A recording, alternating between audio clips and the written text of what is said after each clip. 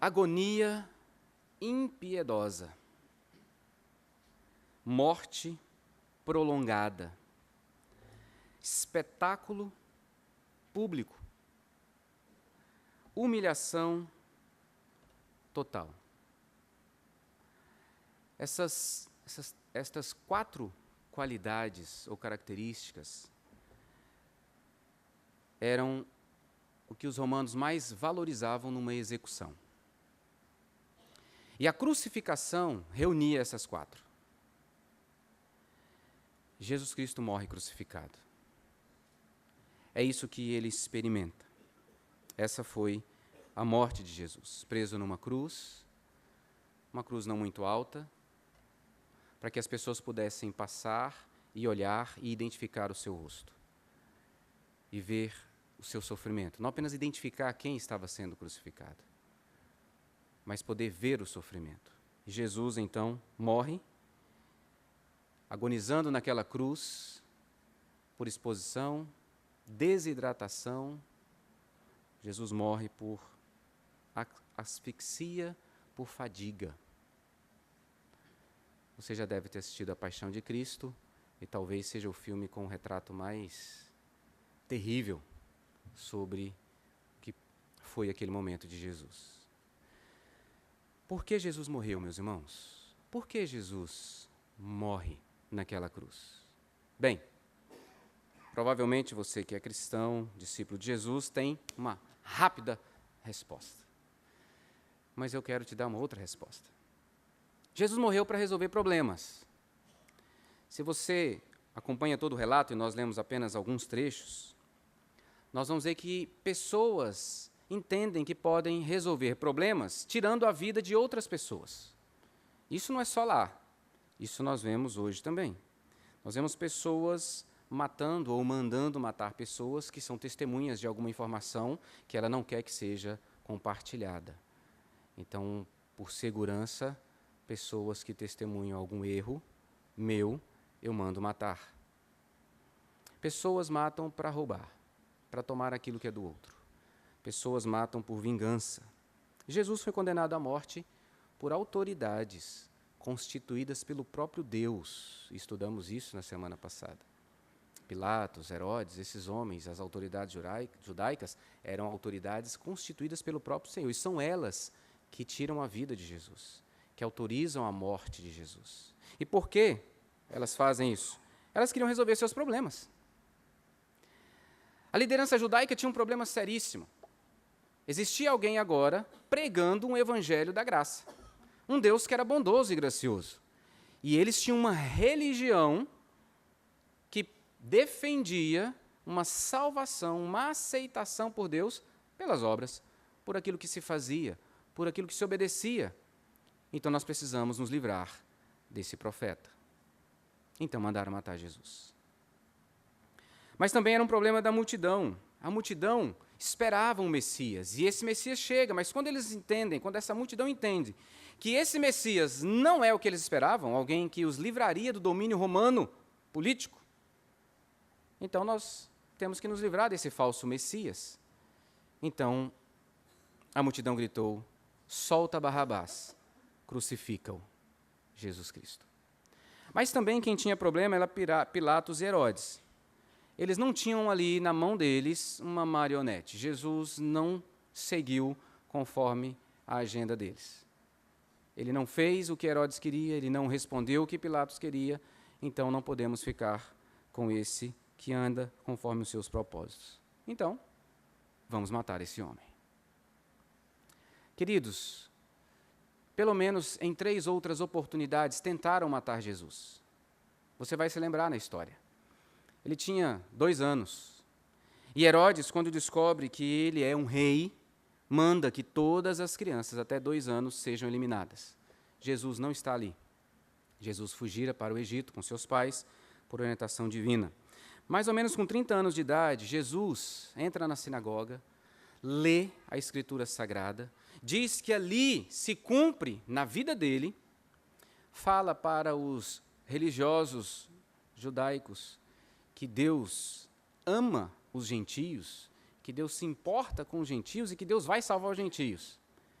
Eles então empurram Jesus para fora da sinagoga, levam até um precipício e querem jogá-lo de lá. O texto diz que ele simplesmente passa por meio deles e foge. 2 anos mais tarde, Jesus novamente está diante dos religiosos e agora ele diz que o nome dele é Eu Sou. Ele diz que é mais velho do que Abraão. Antes que Abraão nascesse, ele já era. Ele está dizendo que ele é Deus. E para isso era blasfêmia. Isso era blasfêmia diante dos judeus. Então eles pegam pedras e querem matá-lo. Não conseguem. O texto não dá detalhes. Diz apenas que ele sai por entre eles e vai embora. Então, finalmente, depois de 33 anos e tantas tentativas, conseguiram matar Jesus? Não. Não conseguiram. O que nós vemos e hoje celebramos é a morte daquele que se entregou voluntariamente. Ninguém poderia matar Jesus. Ninguém. A não ser ele mesmo entregando a sua vida, cumprindo a vontade e o plano do Pai. E ele fez isso para cumprir aquilo que ele dissera em João, capítulo 10, verso 11. Ele disse o quê? Eu sou o bom pastor. O que o bom pastor faz? Dá a vida pelas suas ovelhas. João 10, 17 e 18, Jesus testemunha, e grave isso na sua mente. Por isso, o Pai me ama, porque eu dou a minha vida para a reassumir. Ninguém tira de mim, ninguém a tira de mim. Pelo contrário, eu espontaneamente a dou. Tenho autoridade para a entregar e também para reavê-la. Este mandato recebi de meu Pai. Paulo entendeu isso de uma maneira tão profunda que ele vai dizer que ele vive pela fé em Jesus por causa da vida que ele recebeu de Jesus quando ele se entregou. Paulo testemunha assim em Gálatas 2:20. Logo, já não sou eu quem vive, mas Cristo vive em mim. E esse viver que agora tenho na carne, vivo pela fé no Filho de Deus, que me amou e a si mesmo se entregou por mim. Ninguém poderia ter matado Jesus. Ninguém. Agostinho vai dizer, se Jesus não tivesse entregue a si mesmo, ninguém o teria entregue. Meus irmãos, tudo estava debaixo do controle divino e soberano. E Jesus voluntariamente se entrega na cruz por mim e por você. Sim, ele morreu para resolver o problema de Pilatos, resolver o problema de Herodes, resolver o problema da multidão, resolver o problema das lideranças judaicas, resolver o meu problema, o seu problema, de todo ser humano. Mas qual o problema? O problema do pecado. Jesus morreu na cruz para nos libertar da condenação que o pecado traz, nos libertar da escravidão que nos mantém cegos para Deus, sem a possibilidade de usufruirmos, desfrutarmos de um relacionamento com Ele que é a vida eterna. Jesus fez isso. Sim, Ele morreu para resolver um problema. Abra sua Bíblia em Romanos, capítulo 5, versos de 6 a 8. Esse é o texto da nossa reflexão, onde eu quero convidar você para nós nos lembrarmos de 2 aspectos sobre por que Jesus entregou a sua vida na cruz. E a partir desses 2 aspectos, tirarmos algumas aplicações para nós. Romanos, capítulo 5, versos de 6 a 8. Eu vou pedir para você acompanhar a leitura com atenção e manter a sua Bíblia aberta. Romanos 5, verso 6. Porque Cristo, quando nós ainda éramos fracos, morreu a seu tempo pelos ímpios. Dificilmente alguém morreria por um justo, pois poderá ser que pelo bom alguém se anime a morrer. Mas Deus prova o seu próprio amor para conosco pelo fato de ter Cristo morrido por nós, sendo nós ainda pecadores. Queridos, 2 aspectos desse texto sobre o porquê que Jesus entregou a sua vida na cruz, por que ele morreu por mim e por você. E o primeiro motivo é muito claro, para demonstrar o amor de Deus por nós. Para demonstrar o amor de Deus por nós. Mas Deus prova o seu próprio amor para conosco, pelo fato de quê? De ter Cristo morrido por nós, sendo nós ainda pecadores. A morte de Jesus prova definitivamente o ilimitado amor de Deus. Um Deus que é eterno, ele tem um amor que é infinito. Um amor que não tem fim. É impossível medir esse amor de Deus. Veja como Paulo diz no verso 7. Dificilmente alguém morreria por um justo. Dificilmente alguém morreria por uma pessoa justa. Poderá ser que pelo bom, por alguém que seja digno, por alguém que seja nobre, alguém se anime. Ele não está dizendo que vai morrer, nem que decidiu morrer, mas fique talvez animado em morrer. E essa é a forma que Paulo encontra para dizer, olha, não tem como você medir esse amor de Deus por você. Por quem Jesus morreu? Quem é alcançado por esse amor? Veja as pessoas às quais Paulo cita no texto. Primeiro, no verso de número 6, ele morreu por ímpios. Ímpio é uma pessoa completamente destituída do temor reverente a Deus. Jesus morre por injustos, verso 7, de forma implícita. Injusto é aquela pessoa, injusta é aquela pessoa que não observa as leis de Deus. É uma pessoa que não obedece o ensino, que age com injustiça, contrário àquilo que Deus revela para nós como Deus justo. Deus ama, e por isso Jesus morre por pecadores, verso 8. Ele morre por nós, sendo nós ainda pecadores. Pessoas que agem completamente em rebeldia à vontade de Deus.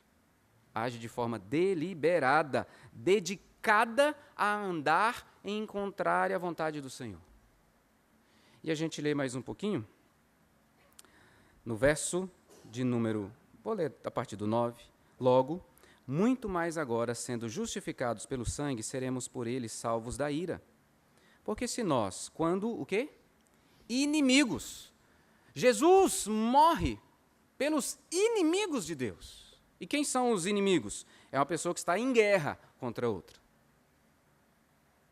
É uma pessoa que quer acabar com a vida da outra, não é isso? Quando nós estamos em guerra, nós queremos vencer uma batalha e para isso, se for necessário, a gente acaba com a vida do outro. Então, estar em guerra, ser inimigo de Deus é dizer, eu não quero Deus na minha vida. Eu quero seguir os meus passos, eu não quero andar conforme a orientação dele, eu quero fazer a minha vontade, então eu vou ter um jeito de matar esse Deus. São por essas pessoas que Cristo morre.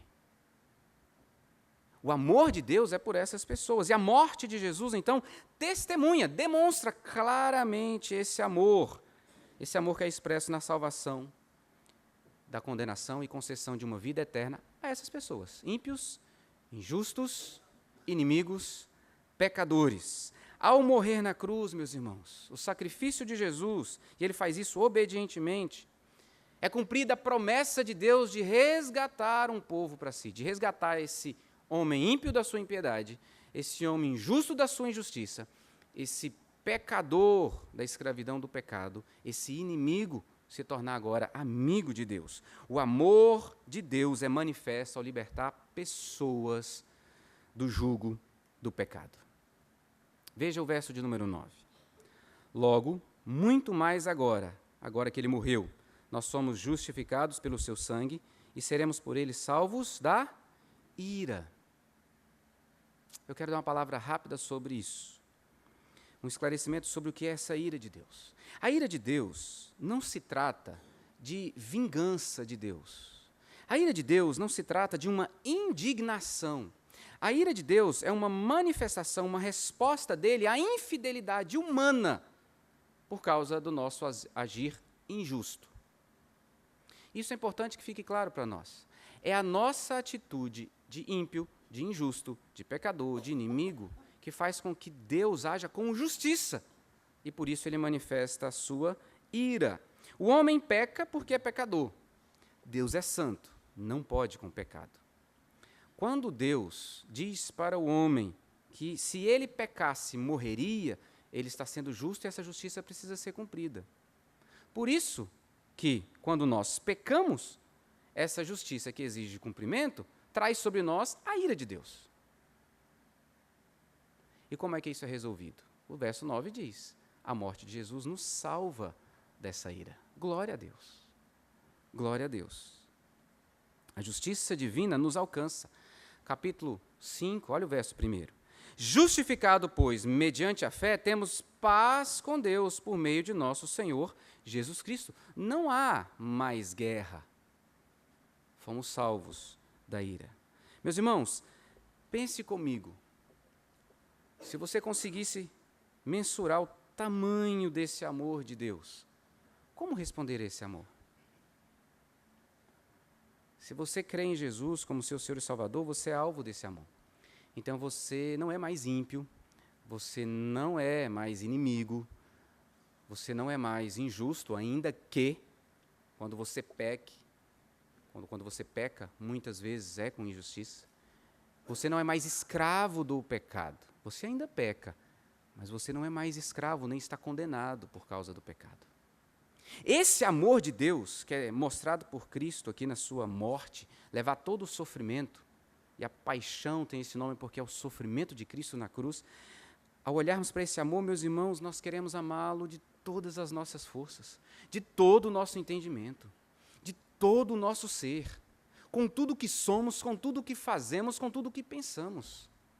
Quanto mais eu e você refletirmos sobre esse amor e deixarmos que esse amor vá tomando o nosso coração, mais nós vamos querer amar esse Deus. E mais, nós vamos querer também anunciar esse amor aos outros.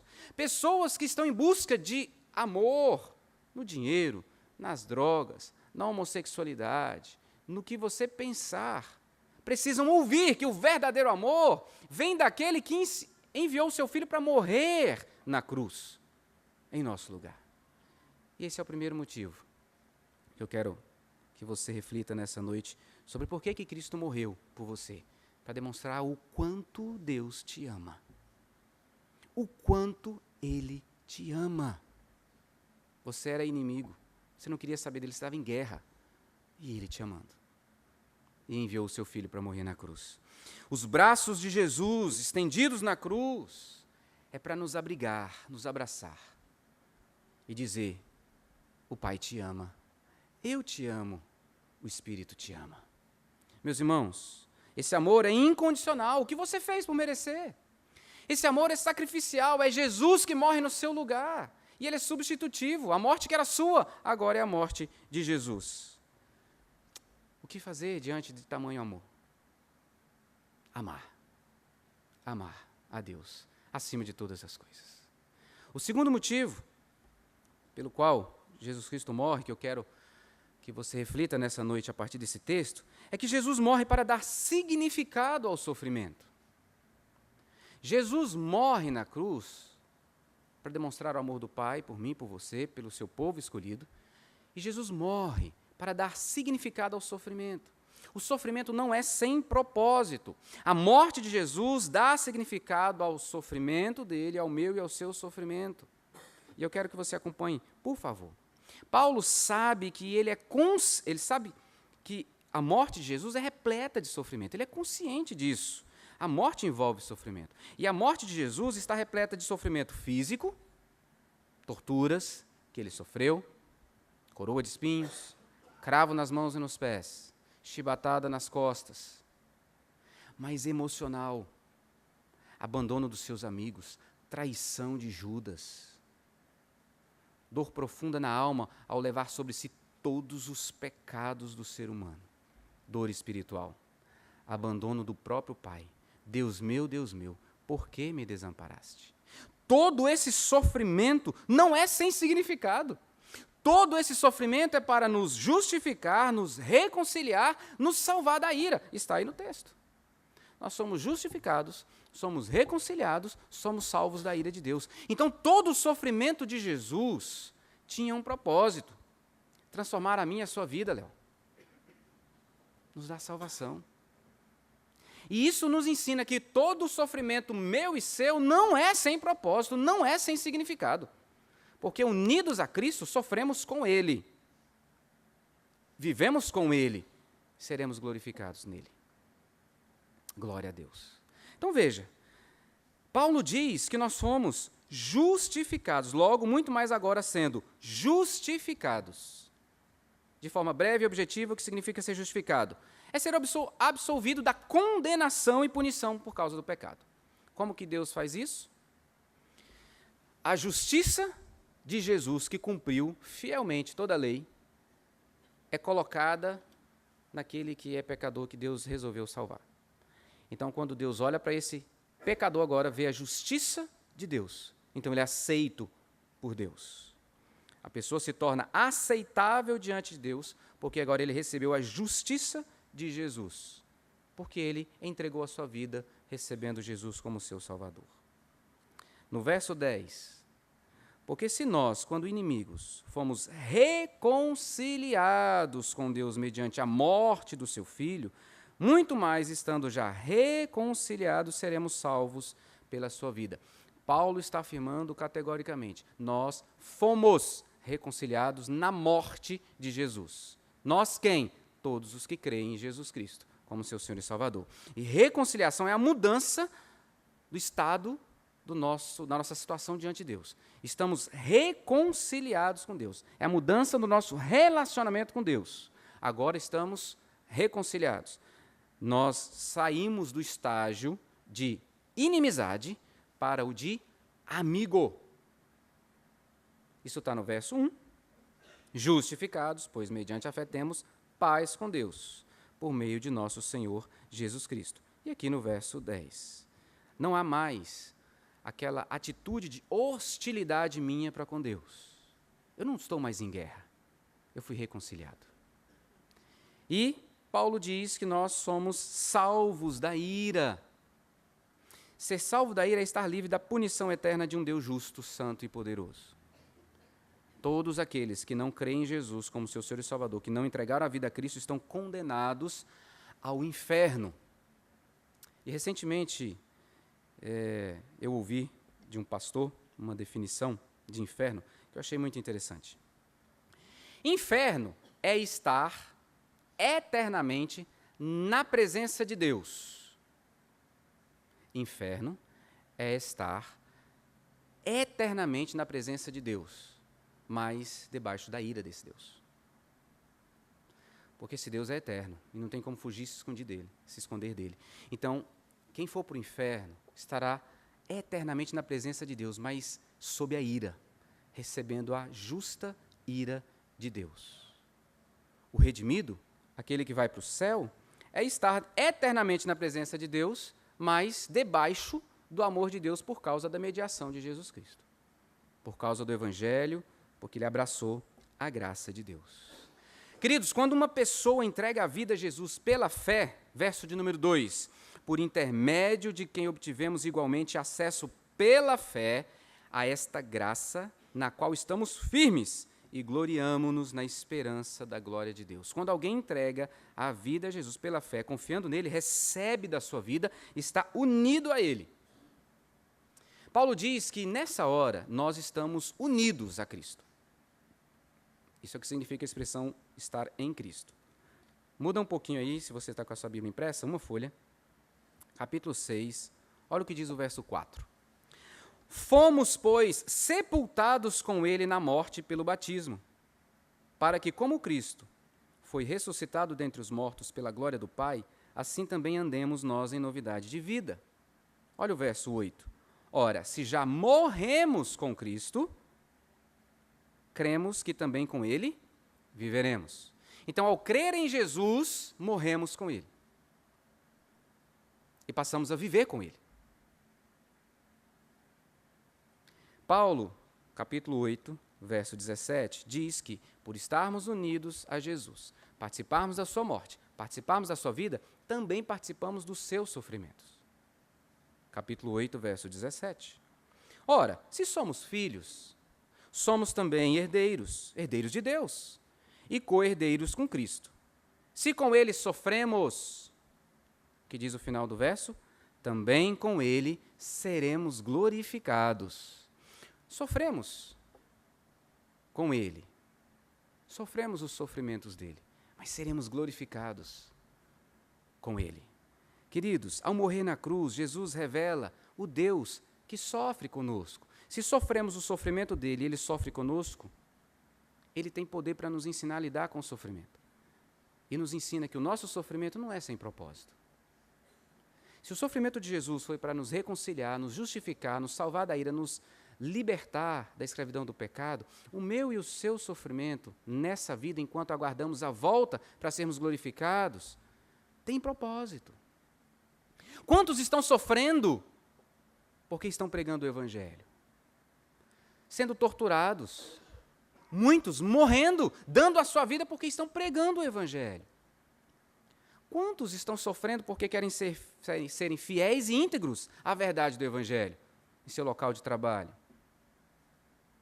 Em plena Brasília. Nós vamos sofrer enquanto estivermos aqui.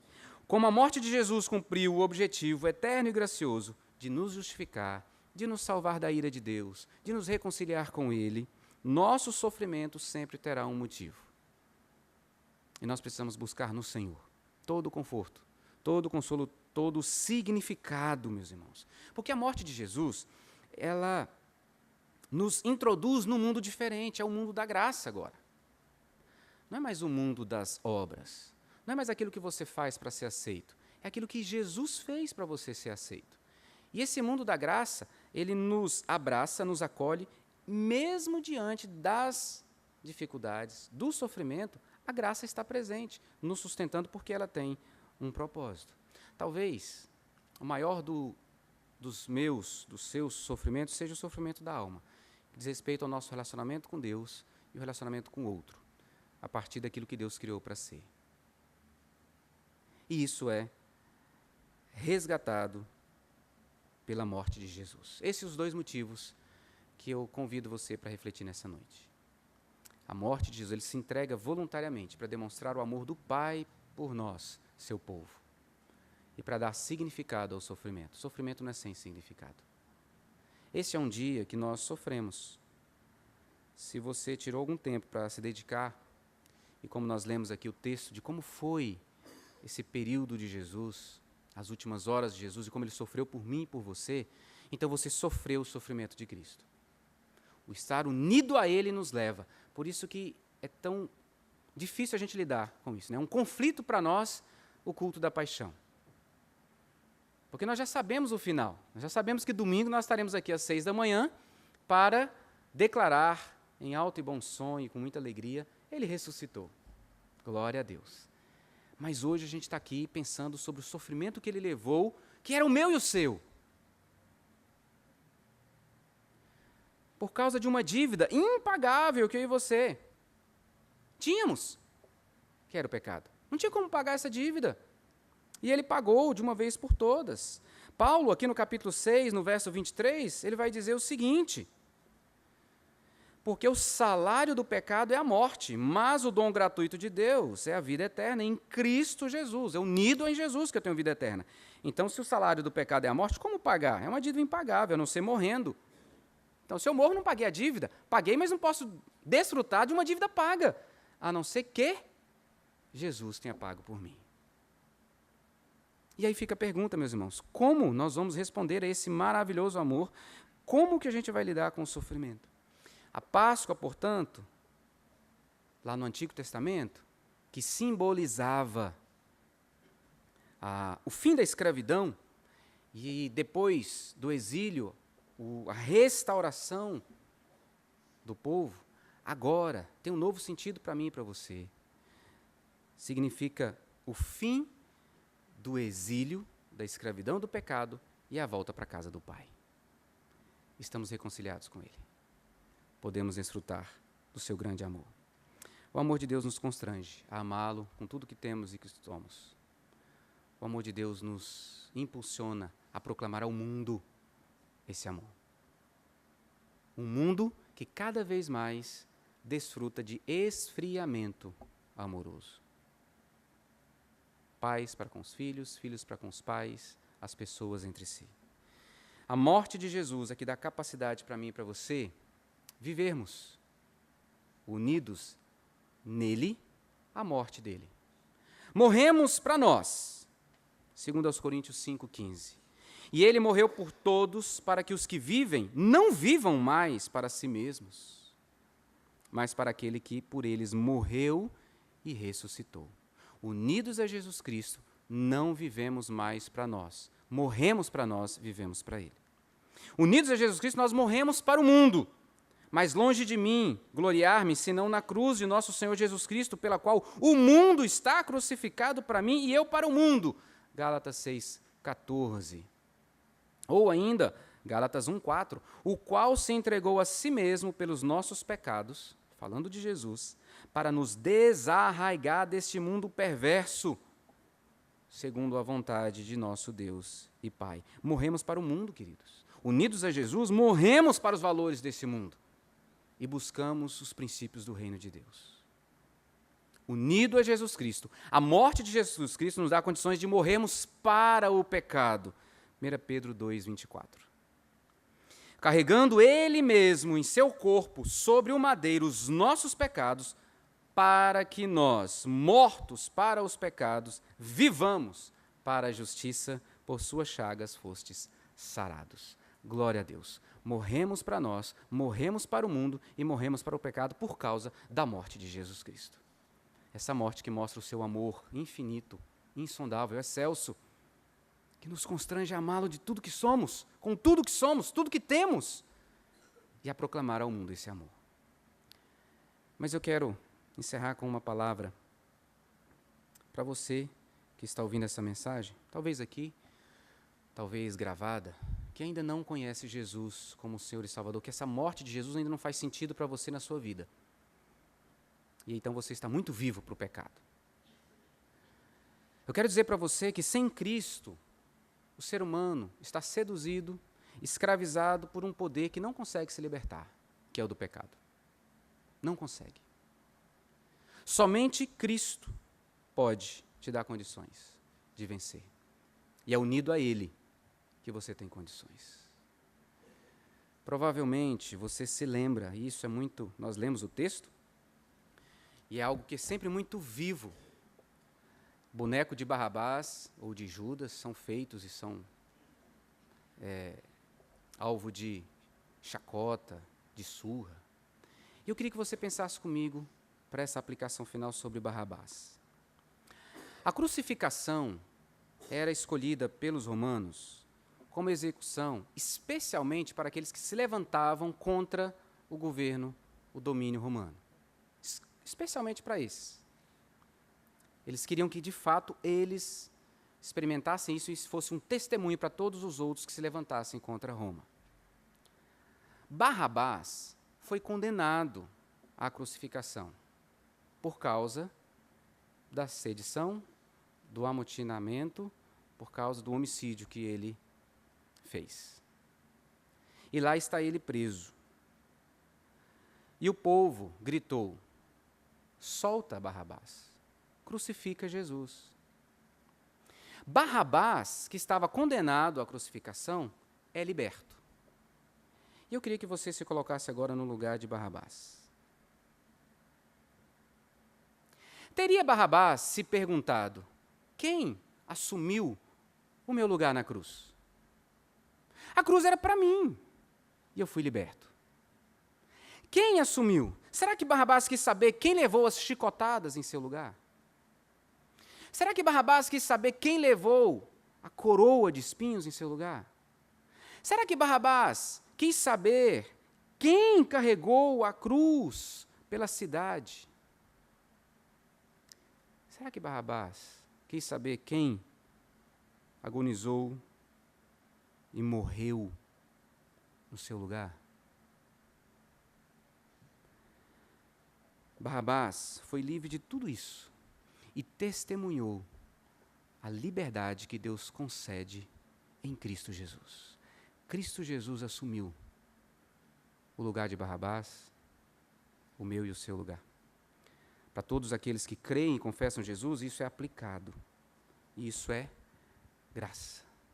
Imagine, queridos, Pilatos perguntando para Barrabás: Barrabás, o que você escolhe? Ir para a cruz ou receber liberdade?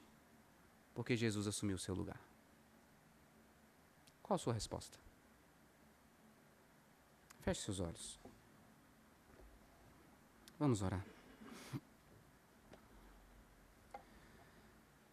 Para nós que pertencemos ao Senhor Jesus, que temos vida nele, e que numa noite como essa, num dia como esse, refletimos tanto sobre o seu sofrimento naquela cruz por nós, cabe nos entregarmos a esse amor.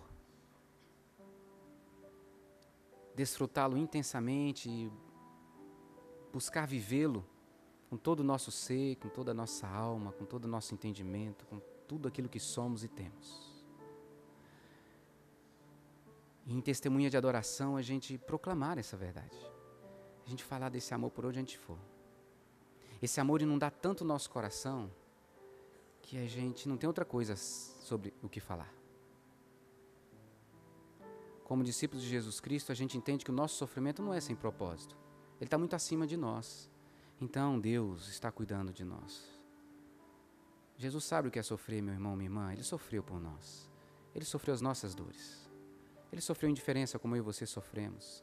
Ele sofreu traição e engano como eu e você sofremos. Ele sofreu privação como eu e você sofremos. E Ele fez tudo isso por te amar e para te dar condições de entender que o seu sofrimento tem significado. E esse significado, em última instância, dará glória a Deus. Agora, você que ainda não entregou a vida a Cristo, você ouve sobre a morte de Jesus, mas ainda não está unido a essa morte. E o convite é para você morrer para você. Morrer para o mundo e morrer para os pecados. Ao receber vida eterna em Jesus, você precisa apenas reconhecer o seu pecado e se arrepender e dizer: Jesus, eu não quero mais caminhar assim. Eu não quero ser mais inimigo do Senhor. Eu não quero estar em guerra contra o Senhor. Eu não quero desejar mais matar o Senhor da minha vida. Eu quero desfrutar do amor do Senhor. Eu quero viver contigo. Eu quero que essa morte do Senhor faça sentido na minha vida. Então a sua oração é assim: Jesus, eu reconheço o meu pecado, a minha rebeldia, mas muito mais eu entendi o seu amor por mim, de morrer naquela cruz no meu lugar, e então eu entrego a minha vida para que o Senhor reine e unido a Ti eu possa desfrutar do amor de Deus por mim. Eu peço assim em nome de Jesus. Pai, nós estamos aqui por Tua graça e esse amor do Senhor, Ele de fato nos constrange quando a gente pensa em tudo aquilo que Jesus sofreu, enfrentou e fez isso consciente, voluntariamente, por gente que nem queria saber dele. Mas ao tomar conhecimento desse amor, nós somos constrangidos e um dia, nós que já confessamos Jesus como nosso Senhor, entregamos a nossa vida ao Senhor. E desde então desfrutamos dessa união. Desfrutamos de vida, mas também somos impactados pela morte. E a morte de Jesus nos dá condições de morrer para nós mesmos e fazer a vontade do Senhor, Pai.